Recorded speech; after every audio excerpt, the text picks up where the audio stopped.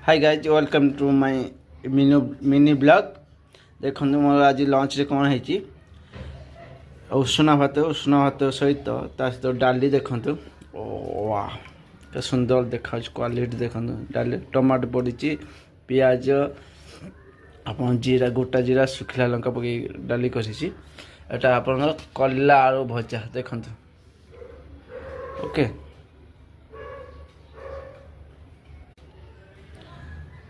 Hi guys welcome to my mini blog. देखो मोर आज लंच रे कौन है उषुना भात सहित सहित डाली देखु।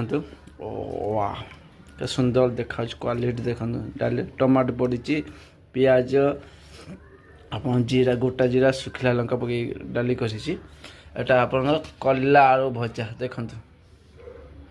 ओके।